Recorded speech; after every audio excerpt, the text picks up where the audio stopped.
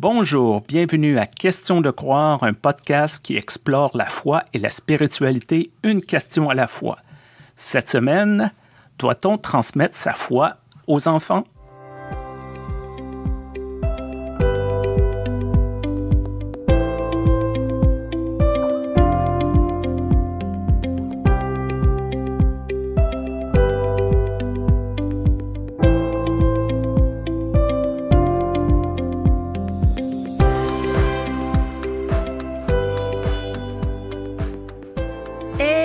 Aujourd'hui, on n'est pas juste toi et moi, Stéphane. Je crois qu'on a une invitée, une guest star. Oh oui! Ah, est-ce que quelqu'un a reconnu son rire si communicatif? Bonjour Carolina. Bonjour Joanne, bonjour Stéphane. Bonjour! C'est un grand plaisir d'être avec vous. Carolina Costa est ce qu'appelle ma fille une pasteur youtubeuse. Alors vous pouvez la retrouver sur à peu près toutes les plateformes, il n'y a pas de problème.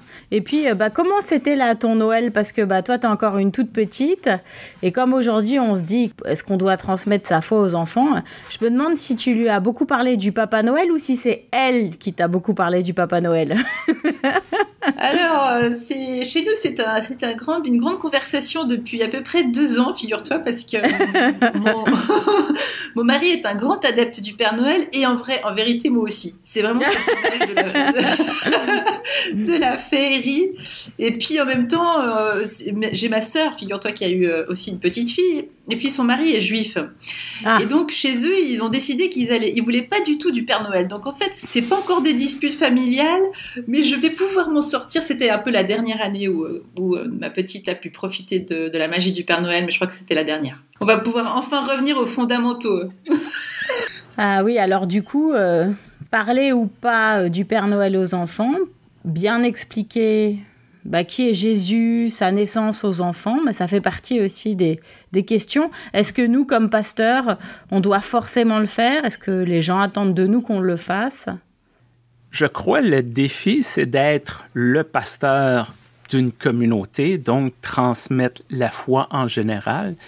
Mais il y a aussi la pression de montrer l'exemple. Je me souviens dans un de tes épisodes, Carolina, de Ma femme est une pasteur, où ton personnage avait cette pression de dire si je ne suis pas capable de transmettre ma foi aux enfants, qu'est-ce que les gens vont dire de nous? Et je crois qu'il y a cette pression-là aussi en tant que pasteur de dire est-ce que nos enfants doivent montrer l'exemple? Est-ce qu'on doit montrer l'exemple ou est-ce qu'on est des personnes comme les autres, avec les mêmes défis que les autres? J'avoue que cette pression, elle m'a été enlevée assez rapidement dans mon ministère parce que j'ai entendu en fait tellement de pasteurs qui souffraient de ça. Parce que souvent, j'ai observé que des pasteurs, leurs enfants en fait quittaient assez vite la foi. Et c'était une telle tristesse en fait pour ses collègues, comme si ça avait été un échec.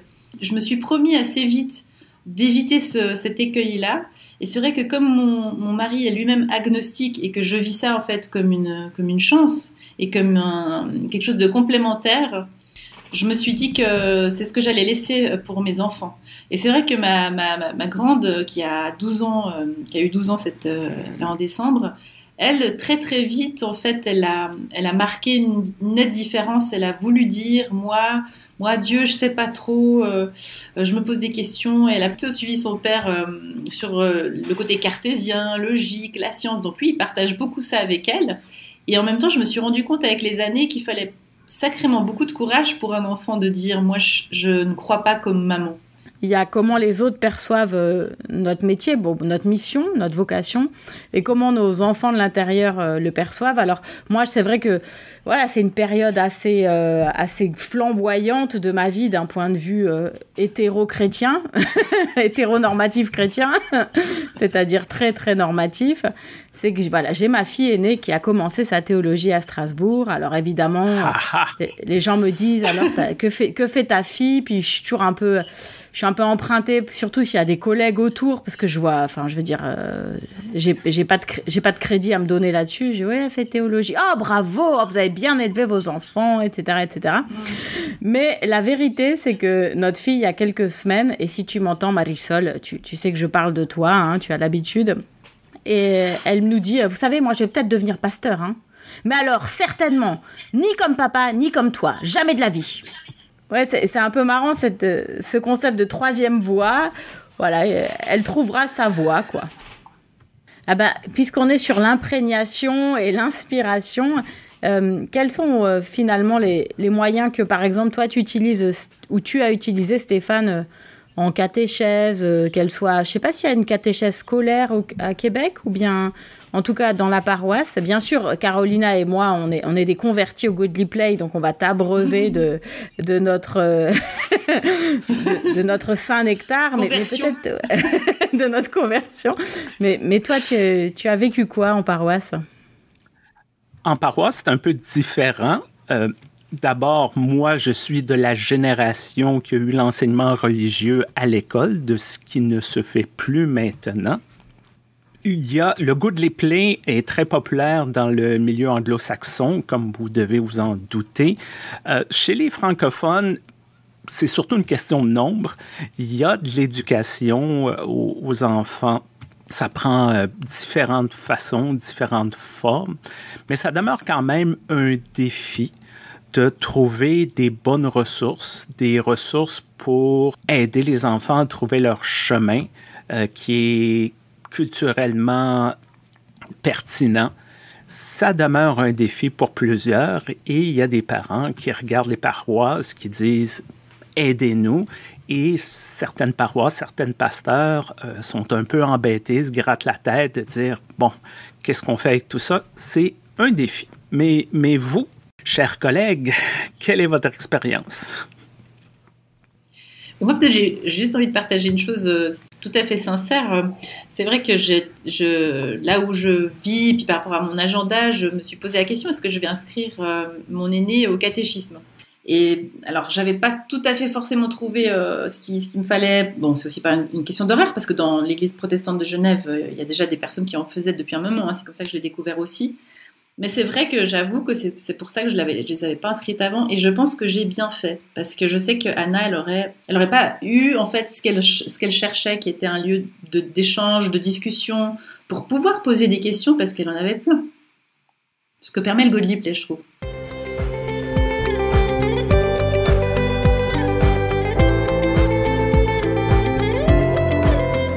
Pour les personnes qui nous écoutent, qui ne connaissent pas le Godly Play, pouvez-vous nous expliquer rapido qu'est-ce que c'est? Donc, le Godly Play est une méthode américaine, qui est basée sur la pédagogie de Montessori.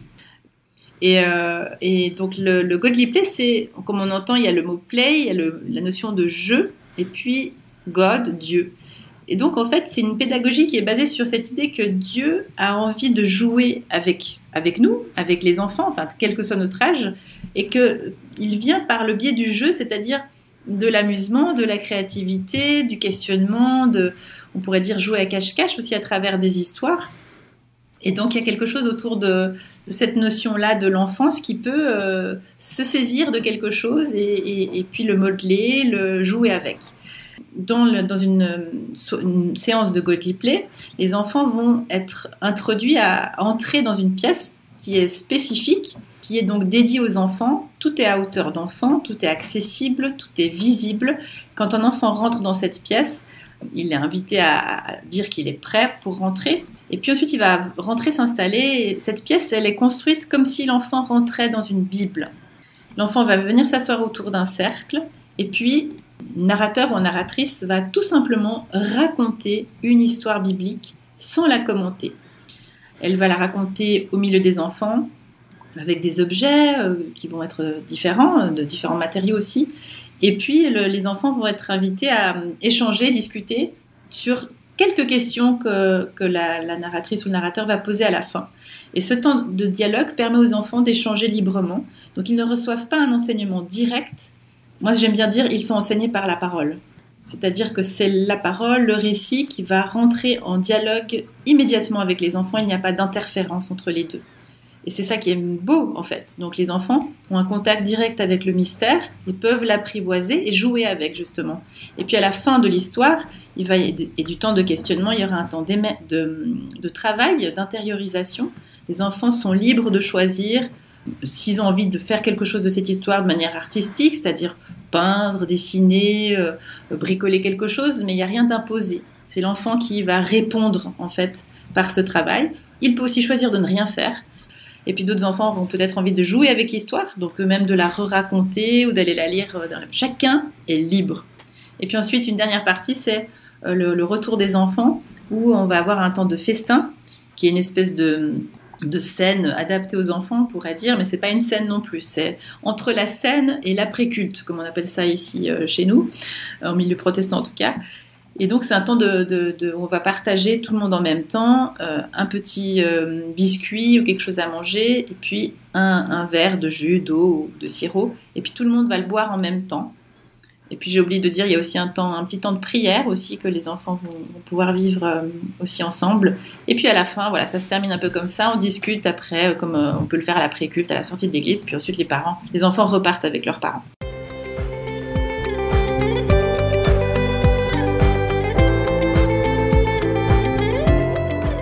La méthode plus cadrée Godly Play, c'est vraiment que l'espace soit réservé aux enfants. Et je dois dire que d'un point de vue théologique, c'est quand même très beau comme renversement parce que nos églises sont vraiment conçues pour et par des adultes.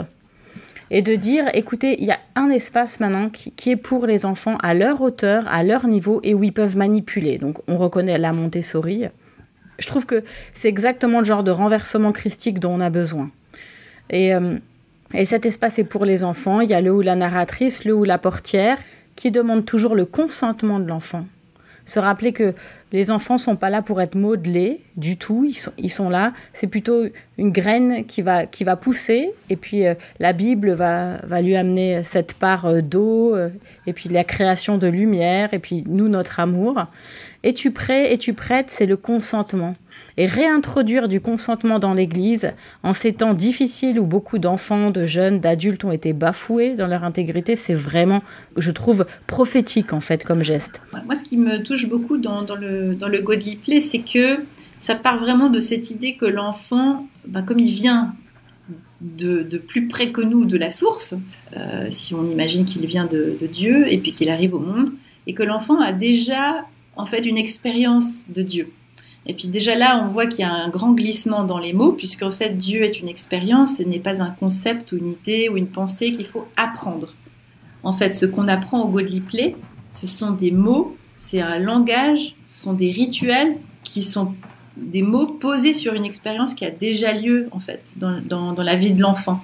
Et moi, ça me touche parce que quand j'étais enfant, justement, j'avais toujours... En fait, je ne pouvais pas expliquer simplement ce sentiment qu'il y avait une présence que je ne nommais pas parce qu'elle n'a pas de nom, enfin, elle n'avait pas de nom pour moi, mais juste cette impression que quelque chose de plus grand que moi était autour de moi ou était à l'œuvre. Et puis en grandissant, le Godly Play nous donne en fait des mots pour le dire. Oui, j'aimerais rajouter que justement, moi, ce qui me séduit le plus dans le Godly Play, c'est qu'on arrête avec cette espèce de bazar de bricolage. Et on propose de la beauté aux enfants, c'est-à-dire que tout est simple, les boîtes sont simples, mais elles sont dorées quand c'est les paraboles. Les personnages sont simples, mais ils sont en bois, c'est pas du plastique. La feutrine est simple, mais elle est douce. C'est-à-dire qu'on parle au sens premier, et même moi-même en tant que narratrice, j'ai plaisir à toucher ces objets qui me reconnectent.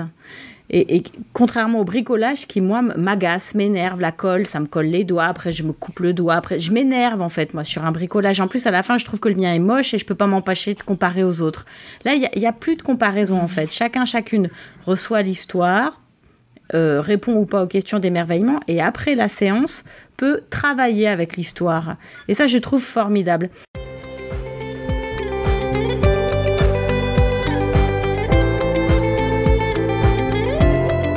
Il y a des enfants qui sont pas neurotypiques, qui ont d'autres réactions, qui ont d'autres besoins. Et comment est-ce qu'on peut transmettre la foi à ces enfants? Est-ce qu'ils en ont besoin? Enfin, est-ce qu'il y a des méthodes adaptées? C'est à mon tour de présenter mon enfant d'une certaine manière. Moi, je suis un père j'étais pour dire un garçon, mais il a 12 ans, un jeune homme de 12 ans qui est neurodivergent. Et toute cette notion de foi est un peu difficile pour lui. Il connaît très bien l'histoire biblique, il a une mémoire phénoménale. Je crois qu'on a lu la Bible pour les tout petits 2 fois, il se souvient de tout. Là. Mais il y a un degré d'abstraction qui est plus difficile. Dieu est dans le ciel, il adore l'astrophysique, donc il me dit, mais à quel endroit exactement? Est-ce que c'est la ceinture d'astéroïdes? Est-ce le nuage de Oort? Oui, non, ce n'est pas une présence physique comme une planète ou une supernova. Donc, c'est difficile. Ce qui m'emmène parfois à me demander, est-ce que la foi, est-ce que c'est quelque chose qu'on peut enseigner ou c'est quelque chose d'inné? On a la foi ou on ne l'a pas.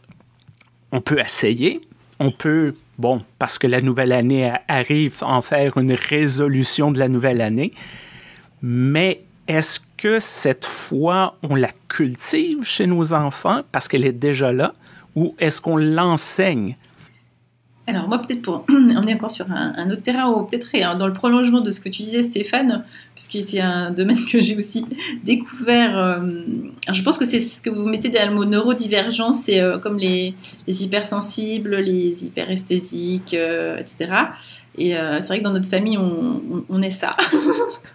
Et en fait, ce que j'ai découvert par ce biais-là, qui est hyper intéressant, donc il semblerait que ça représente à peu près 25% de la population, et souvent, en fait, ces personnes-là, elles ont une sensibilité accrue à la spiritualité. Mais justement, la spiritualité dans un sens très large, non codifié, parce qu'il y a une espèce d'intuition assez indiscutable. D'ailleurs, c'est quelque chose, parfois que j'hésite à dire, mais c'est vrai que depuis l'enfance, pour moi, il y a quelque chose d'indiscutable sur l'existence de Dieu, même si j'ai pu en douter, mais diverses expériences que j'ai pu faire dans ma vie, c'est quelque chose qui pour moi est une espèce d'évidence. Alors on dit mais on peut pas dire ça parce que c'est pas quelque chose qu'on peut absolument savoir. Mais justement c'est pas quelque chose que je sais par le mental, c'est quelque chose que je ressens. Et j'ai en fait découvert en m'intéressant un peu plus sur ce sujet que justement les personnes de ce type d'hypersensibilité peuvent avoir en fait des ouvertures spirituelles très fortes. Et donc je comprends ça. Alors en fait ça m'a beaucoup touché ce que tu as dit Stéphane sur ton fils parce qu'en fait j'ai reconnu du coup la mienne aussi la grande pour qui c'est très compliqué d'entrer là-dedans. Et parce qu'il y a trop de questions qui se posent et c'est très proche justement de son papa. Alors que la petite Chloé c'est complètement différent. Je vois chez elle la même expérience que je retrouve chez moi depuis l'enfance, c'est-à-dire elle me demande tout le temps.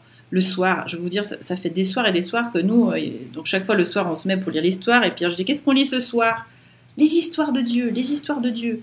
Donc j'ai aussi une Bible imagée, et donc je raconte ça, bien sûr, il faut qu'on rajoute beaucoup de progressisme et d'inclusivité dans ces récits. Oui.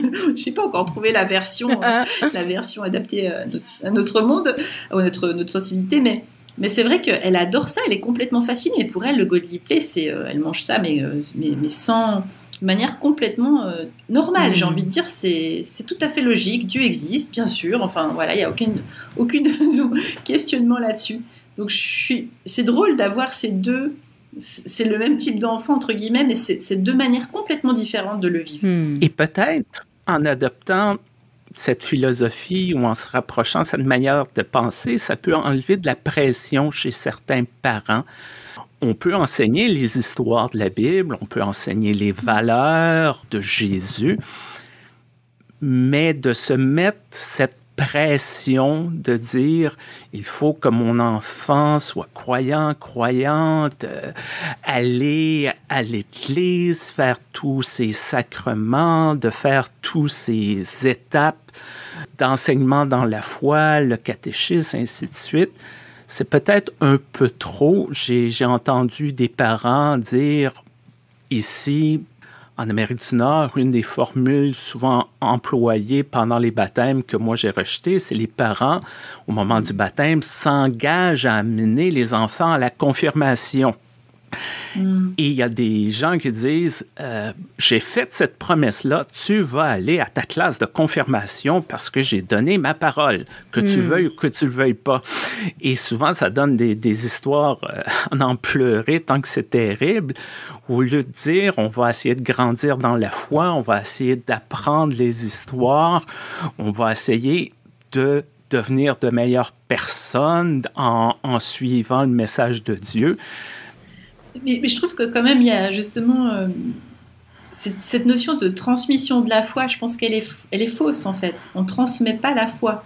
On transmet un langage, on transmet des rituels, on transmet une religion en fait. Mais la foi, c'est quelque chose qui est très intime et personnel, et ça, je suis convaincue que ça ne se transmet pas. Ça se partage. Oui.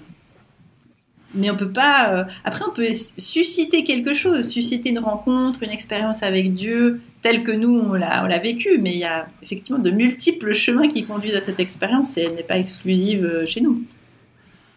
J'aime beaucoup. Je me dis des fois, mais au fond, peut-être que ma grande, en fait, ce qu'elle vit avec moi, ça ne répond pas justement à son besoin à elle. Elle va le trouver ailleurs. Et il y a quelque chose de puissant quand tu dis de partager sa foi. Ça va au-delà des mots, ça va au-delà des enseignements. Souvent, on dit, est-ce que tu la vis, ta foi, dans ta vie de tous les jours, au bureau, à l'épicerie, peu importe. Et les enfants remarquent ce que leurs parents font, ou leurs grands-parents, ou les adultes autour d'eux. Et même s'ils n'ont pas les mots exacts, ils comprennent que, ah oui, aider son prochain, c'est une bonne chose. Donc, ça aussi, on parle de transmission qui n'est pas nécessairement académique, mais on a un impact sur les enfants autour de nous et on peut les aider à grandir de cette façon-là. Tu sais, je suis en train de me dire en t'écoutant, Stéphane, en fait, depuis un moment déjà, j'arrête pas de penser à cette phrase Jésus n'a pas dit transmettez la foi, il a dit aimez-vous les uns les autres. On en revient exactement à ça en fait. C'est aimons nos enfants et ce sera le plus beau témoignage de qui est ce Dieu, cette présence dans nos vies. Ouais. Amen. Drop the mic. Là, vraiment, Carolina, vraiment, quoi, hein, je veux dire. Ah ouais. Qu'est-ce qu'on veut dire après ça? Non, c'est bon. Moi, je m'en vais. Salut, allez, ciao. Et c'est ainsi que se conclut l'épisode d'aujourd'hui sur transmettre la foi à nos enfants. Je veux d'abord remercier notre commanditaire, l'Église unie du Canada. Je veux faire une annonce importante, alors ouvrez vos agendas. Le samedi 21 janvier 2023, on va faire un live, Joanne et moi, et on va enregistrer et ça va être un peu comme le slogan d'une grande chaîne de magasins. Demandez-nous n'importe quoi ou presque. Le lien va être dans la description de l'épisode d'aujourd'hui. On va en reparler pour le prochain épisode naturellement. Peu importe la plateforme sur laquelle vous nous écoutez, n'oubliez pas d'aimer, de partager, envoyez-nous vos questions, vos commentaires, questionsdecroire@gmail.com. Merci beaucoup, Joanne. Merci beaucoup, Carolina, de vos présences aujourd'hui. Merci. Merci à vous. Merci. Bye bye. Bye bye. Adieu.